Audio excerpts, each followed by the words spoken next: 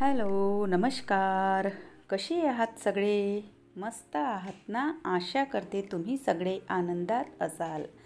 तुम्हा सर्वांचं अगदी मनापासून स्वागत आहे आपल्या चॅनलवरच्या आजच्या या व्हिडिओमध्ये. तर आज आहे कार्तिक महिन्याचा शेवटचा दिवस म्हणजेच कार्तिक अमावस्या.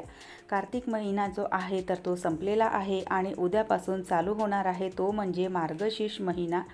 तर बघा कार्तिक महिन्याची अमावस्या आहे ही आणि अमावस्येला बघा म्हणजे अमावस्येची जी तिथी आहे तर आपल्या डोक्यामध्ये एक असतं की अमावस्येची जी तिथी आहे तर ती चांगली नसते.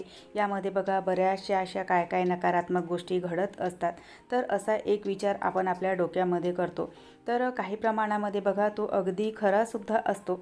आणि दुसरी गोष्ट हे सुद्धा आपण म्हणजे नाकारू शकत नाही की अमावस्येची जी तिथी आहे तर ती ना लक्ष्मीकारक तिथी असते. आणि या अमावस्येला बघा माता लक्ष्मीचं आगमन आपल्या घरामध्ये होत असतं. तर बघा अमावस्येच्या दिवशी ना बऱ्याचशा अशा काय काय गोष्टी आपल्याला करायच्या असतात ज्यामुळे आपल्या घरामध्ये अखंड लक्ष्मीचा वास राहील आणि लक्ष्मी आपल्या घरामध्ये स्थिर राहील. तर त्यामधली पहिली गोष्ट म्हणजे साफसफाई. घरामध्ये जे काही जाडे जळमटे वगैरे लागलेले असतात तर ते आपल्याला स्वच्छ करून घ्यायचे आहेत. आता बऱ्याच लोकांना असं वाटेल की अमावस्या आणि साफसफाईचा काय संबंध? तर बघा अमावस्या आणि साफसफाईचा यांचा एकदम जवळचा संबंध आहे. कारण या दिवशी बघा घरातील नकारात्मक ऊर्जा दूर करण्यासाठी आणि घरामध्ये सकारात्मक ऊर्जा आणण्यासाठी घराची साफसफाई करणे खूप शुभ मानले जाते. अमावस्येच्या दिवशी घरातील स्वच्छता करणे हे पितरांना शांत करण्यासाठी आणि घरामध्ये सुख समृद्धी आणण्यासाठी सुद्धा केले जाते. तसेच या दिवशी बऱ्याच पूजाविधीसुद्धा केल्या जातात. यासाठी घराची साफसफाई आवश्यक असते. अमावस्येच्या आणि साफसफाईचा असा अगदी म्हणजे जवळचा संबंध आहे. आणि दुसरी गोष्ट म्हणजे बघा घरातील जी नकारात्मक ऊर्जा आहे तर तीसुद्धा दूर होते. अमावस्येला ना अंधकारमय तिथी असे म्हणले जातात. म्हणजे अमावस्येला बघा अगदी अंधार असतो आणि काही धार्मिक मान्यतेनुसार यावेळी नकारात्मक जी ऊर्जा आहे तर ती अधिक सक्रिय होते. त्यामुळे घराची स्वच्छता करून नकारात्मक ऊर्जा जी आहे तर ती घालवली जाते आणि घरामध्ये सकारात्मक ऊर्जेचा प्रवेश केला जातो. आणि बघा यासोबत बरेचसे धार्मिक कार्य आपण करतो.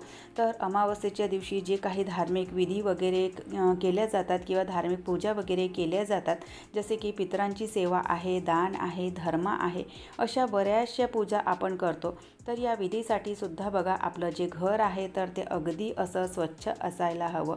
आणि यासोबत बघा जेव्हा म्हणजे आपण सगळी अशी साफसफाई वगैरे करतो तर त्यावेळेला बघा आपल्या घरामधलं जे वातावरण आहे तर ते अगदी असं प्रसन्न पवित्र वातावरण निर्माण होतं. घराची स्वच्छता केल्याने एक शांत आणि पवित्र वातावरण आपल्या घरामध्ये तयार होतं. जे म्हणजे बघा पूजेसाठी म्हणा किंवा कुठल्याही गोष्टीसाठी अगदी उत्तम असतं. आणि घराची साफसफाई केल्याने आपल्या घरामध्ये सकारात्मक ऊर्जा प्रवेश करते. सकारात्मक ऊर्जेला जी साफसफाई आहे तर ती आकर्षित करते. स्वच्छ आणि नीटनेटकं घर नेहमी आपण ऐकतो की स्वच्छ आणि नीटनेटकं घर जे आहे तर त्यामध्ये बघा नेहमी सकारात्मक ऊर्जा राहते. तर त्यामुळे घरामध्ये सुख आणि समृद्धीसुद्धा खेचल्या जाते. एकंदरीत सांगायचं झालं तर अमावस्येच्या दिवशी साफसफाई करणे हे केवळ शारीरिक स्वच्छता नसून ते नकारात्मक ऊर्जा दूर करून घरामध्ये सकारात्मकता आणण्यासाठी एक आध्यात्मिक आणि धार्मिक प्रक्रिया आहे. आणि ही गोष्ट पितरांचा आदर देण्यासाठी आणि कुटुंबामध्ये सुख समृद्धी आणण्यासाठी सुद्धा महत्त्वाची आहे. तर बघा माझ्या इतक्या बोलण्यातून तुम्हाला कळलं असेल की अमावस्येच्या दिवशी आपल्याला साफसफाई का बरं करायची आहे म्हणून. तर बघा अमावस्येच्या आणि साफसफाईचा अगदी जवळचा असा संबंध आहे.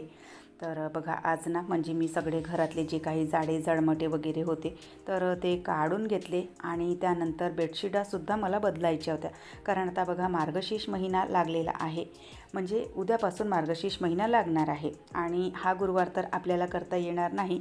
पण समोरचा गुरुवार आपल्याला मार्गशीर्षचा जो गुरुवार आहे तर तो करायचा आहे. तर त्यासाठी बघा हळूहळू ना मला घराची जी साफसफाई आहे तर तीसुद्धा करायची होती. तर तेच मी करायला घेतली. म्हटलं चला अमावस्या आहे तर याच निमित्ताने बघा म्हणजे अमावस्येच्या तिथीला तर आपल्याला साफसफाईही करायचीच आहे. कशासाठी? तर आपल्या घरामध्ये लक्ष्मी मातेचं आगमन व्हावं, आपल्या घरामध्ये लक्ष्मी स्थिर राहावी. अर्थातच कर्म सगळ्यात श्रेष्ठ, पण कर्माला जर अध्यात्माची जोड मिळाली तर बघा ती ना एक जी गोष्ट आहे तर ती अगदी अशी सुखकारक होते. होते. तर म्हणून मग कर्मासोबत अध्यात्मालासुद्धा तितकंच मानलं पाहिजे. तर त्यासाठी म्हणून बघा हे जे सगळं म्हणजे माझं जे घर आहे तर ते मी ना असं स्वच्छ करायला घेतलं. बेडशीटासुद्धा बदलून घेतल्या आणि त्यानंतर बघा आपल्या घरामध्ये जिथे जिथे धूळ असते तर सगळी ती जी धूळ आहे तर ती कपड्याने आपल्याला स्वच्छ करून घ्यायची आहे. आणि बघा आजकाल ना म्हणजे वारा वगैरे सुटतो तर त्यामुळे बघा कुठून धूळ येते काय येते माहिती नाही, पण जितकंही सामान आपण ठेवलेलं असतं आणि रोजच्या रोज जरी तुम्ही स्वच्छ केलं तरीसुद्धा बघा त्यावर ना इतकी धूळ साचलेली असते आणि या धुळीच्या रूपामध्ये बघा नकारात्मकता ना आपल्या घरामध्ये बसलेली असते. म्हणजे घरामध्ये जर धूळ असेल तर त्या धुळीच्या रूपामध्ये बघा नकारात्मकता असते. तर म्हणून मग रोजच्या रोज तर आपल्याला ही सगळी साफसफाई स्वच्छता जी आहे तर ती तर करायचीच आहे, पण प्रत्येक अमावस्येला बघा अशा प्रकारे ना साफसफाई आपल्याला करायची आहे. म्हणजे ज्या वेळेला माता लक्ष्मीचं बघा दिवसातून कितीतरी वेळा असे म्हणतात की दिवसातून कितीतरी वेळा आपल्या इथे माता लक्ष्मी प्रवेश करत असते. तर त्यासाठी म्हणून बघा आपलं घर जर स्वच्छ असेल तर बघा ते एक ना चांगलं असतं, म्हणजे पूजापातींसाठी सुद्धा चांगलं असतं. आणि दुसरी गोष्ट म्हणजे शास्त्रीयदृष्ट्यासुद्धा बघा घर जर स्वच्छ असेल तर आजार पण राहत नाही, आपलं मनसुद्धा प्रसन्न राहतं आणि घरातलं वातावरणसुद्धा प्रसन्न राहतं. म्हणजे साफसफाईचे इतके सगळे महत्त्व आहेत. तर त्यामुळे बघा इथे जी साफसफाई आहे तर ती माझी चालू आहे. बाहेर हॉलमध्ये सोफ्यालासुद्धा थोडीशी डस्टिंग करून घेतली आणि आपला जो मुख्य दार आहे तर मुख्य दार तर बघा रोजच्या रोजच स्वच्छ करायचा. मुख्य दारावर अजिबात धूळ बसू द्यायची नाही. तर आजसुद्धा मी मुख्य दार स्वच्छ करून घेतला. तर सगळी माझी जी डस्टिंग आहे ती झालेली आणि त्यानंतर बघा अमावस्येची, पौर्णिमेची, गुरुवारी किंवा शुक्रवारी, मंगळवारी ह्या ज्या तिथ्या आहेत तर या लक्ष्मीकारक तिथ्या असतात. तर या दिवसांमध्ये बघा जेव्हा आपण फरशी पुसतो तर त्या फरशी पुसाच्या पाण्यामध्ये ना थोडीशी हळद घालायची, थोडंसं मीठ घालायचं. अमावस्येला तर नक्की मीठ घालून फरशी पुसायची, कारण बघा आपल्या घरामध्ये जी काही नकारात्मकता असते तर ती सगळी ना मिठाच्या पाण्याने दूर होते. म्हणजे मिठामुळे घरातील जी नकारात्मकता आहे तर ती दूर होते. तर म्हणून मग अमावस्येच्या दिवशी किंवा शनिवारी जेव्हाही आपण फरशी पुसतो तर त्या पाण्यामध्ये ना थोडंसं मीठ टाकायचं. खडं मीठ असेल तर अतिउत्तम, नसल्यास बारीक मीठसुद्धा टाकलं तरी चालते. त्यानंतर मग बघा उंबरठ्यावर हळदीचं लेपन आपल्याला करायचं आहे. जसं की मी तुम्हाला वारंवार सांगत आहे, अमावस्येची जी तिथी आहे ती लक्ष्मीकारक असते आणि माता लक्ष्मीचं आगमन करण्यासाठी आपल्याला बघा आपल्या उंबरठ्यावर ना हळदीचं लेपन करायचं आहे. उंबरठ्यावर लेपन केल्याने म्हणजे उंबरठ्यावर लेपन करण्याचे कितीतरी फायदे आहेत, धार्मिकसुद्धा आणि शास्त्रीयसुद्धा. तर बघा आपल्या उंबरठ्यामध्ये ना सर्व तीर्थांचा, सर्व देवतांचा वास असतो, सोबतच आपल्या पितरांचा वास असतो. आणि हळदी बघा पूजेमध्ये ना हळदीला एकदम असं ना खूप महत्त्व आहे. पूजेमध्ये हळदी ना खूप अशी अग्रणीय आहे आणि खूप महत्त्वाचं स्थान हळदीला आहे. तर त्यामुळे उंबरठ्यावर ना हळदीचं लेपन करून घ्यायचं. आणि खरंच सांगते बघा तुम्ही करून बघा, घरामध्ये ना इतकं पवित्र वाटतं आणि इतकं छान वाटतं. तर त्यामुळे बघा कार्तिक अमावस्येला म्हणजे अमावस्येला, कार्तिक अमावस्येला नाही अमावस्येला, आज कार्तिक अमावस्या आहे म्हणून मग कार्तिक अमावस्या माझ्या तोंडामध्ये आलं, पण अमावस्येला अशा प्रकारे बघा हळदीचं लेपन करून घ्यायचं आणि छान अशी ना बाहेर रांगोळी काढून घ्यायची. तसं तर बघा जी रांगोळी आहे ना उंबरठ्याच्या बाहेर ना रोज रांगोळी काढायची. याच्याने बघा आपलं जे घर आहे, आपला जो उंबरठा आहे तर तो प्रसन्न दिसतो आणि बघूनच बघा इतकं छान वाटतं. आपल्या घरामध्ये येणाऱ्या जाणाऱ्याला सुद्धा बघा जर कोणी आपल्या घरामध्ये प्रवेश करताना जर त्याच्या मनामध्ये वाईट विचार जरी असतील तरी बघा ती रांगोळी बघून ना त्याचं मन प्रसन्न होतं आणि त्याच्या मनातले जे वाईट विचार आहेत तर त्याचा प्रभाव आपल्या घरावर होत नाही, आपल्यावर होत नाही. त्यामुळे आपलं म्हणजे आपला जो एंट्रन्स आहे तर तो अगदी असा सुशोभित ठेवायचा. मुख्य दार जो आहे जितका होईल तितका सुशोभित ठेवायचा. तर इथे बघा छान ना असं उंबरठ्यावर मी हळदीचं लेपन करून घेतलं. जर तुमच्याकडे गोमूत्र असेल तर गोमूत्रसुद्धा तुम्ही हळदीच्या लेपनामध्ये टाकू शकता. मी साध्या पाण्यानेच जे हळदी आहे तर ती भिजवून घेतली आणि लेपन करून घेतलं. छान अशी रांगोळी काढून घेतली. सोबतच बघा आपल्याला ना देवघरसुद्धा नेहमी स्वच्छ ठेवायचं असतं आणि विशेष म्हणजे अमावस्येच्या दिवशी. कारण बघा आपल्या घरामध्ये सगळ्यात जास्त सकारात्मक ऊर्जा जर काही देत असेल तर ते म्हणजे आपलं देवघर.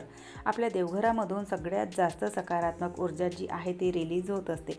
तर बघा ज्या गोष्टीमुळे आपल्याला सकारात्मकता म्हणजे मिळते, तर तीच गोष्ट जर घाण असेल तर ते योग्य नाही. त्यामुळे आपलं देवघरसुद्धा छान असं ना स्वच्छ करून घ्यायचं. तर बघा कार्तिक अमावस्येला ना हिंदू धर्मामध्ये ना विशेष महत्त्व आहे आणि या दिवशी पवित्र कार्तिक महिन्याचा शेवटसुद्धा होतो. या दिवशी भगवान विष्णू आणि माता लक्ष्मी आणि महादेवांची पूजा केल्या जाते. तसेच बघा पितरांना श्राद्ध आणि तर्पण करून त्यांचा आशीर्वादसुद्धा मिळवला जातो. सोबतच अमावस्येच्या दिवशी बघा भगवान विष्णू आणि देवी लक्ष्मी यांची पूजा केल्याने सुख समृद्धी प्राप्त होते आणि घरामधील दारिद्र्य कटकटी दूर होते. आणि बघा बऱ्याचशा अशा काय गोष्टी आहेत ज्या म्हणजे अमावस्येच्या दिवशी केल्याने आपल्याला म्हणजे त्याचे ना चांगलेच परिणाम आपल्याला मिळतात. तर त्यामुळे बघा अमावस्येच्या दिवशी ना या सेवा आपल्याला करायच्या आहेत. आणि अमावस्येच्या तिथीला लक्ष्मी मातेसोबत याच्यासाठी सुद्धा जोडल्या जातं, कारण अमावस्येच्या दिवशी अंधकारावर प्रकाशाचा विजय म्हणून माता लक्ष्मीची पूजा केल्या जाते. या दिवशी घरामध्ये दिवे लावून रांगोळी काढून माता लक्ष्मीचं स्वागत केलं जातं. काही मान्यतेनुसार अमावस्येच्या दिवशी माता लक्ष्मी घरामध्ये येते आणि जी घरे शुद्ध स्वच्छ आणि प्रकाशमान असतात तर तिथेच माता लक्ष्मी दीर्घकाळ वास करते आणि त्याच घरामध्ये माता लक्ष्मीचं आगमन होतं. तर म्हणून मग बघा अमावस्येच्या दिवशी ना अखंड लक्ष्मी प्राप्तीसाठी या सेवा आपल्याला करायच्या आहेत. तर चला व्हिडिओ इथेच संपवते. आशा करते माहिती तुम्हाला आवडली असेल. व्हिडिओ कुठे जरी आवडला असेल तर लाईक करा. चॅनलवर पहिल्यांदा आले असाल तर सबस्क्राईब करा. बेल आयकॉनसुद्धा क्लिक करा, जेणेकरून माझ्या येणाऱ्या व्हिडिओचं नोटिफिकेशन तुम्हाला असंच मिळत राहील. व्हिडिओ कसे वाटतात न चुकता कमेंट करून सांगत चला. पुन्हा भेटूयात आपण नंतरच्या व्हिडिओसोबत. तोपर्यंत सगळ्यांना बाय, सगळ्यांना धन्यवाद. हर हर महादेव.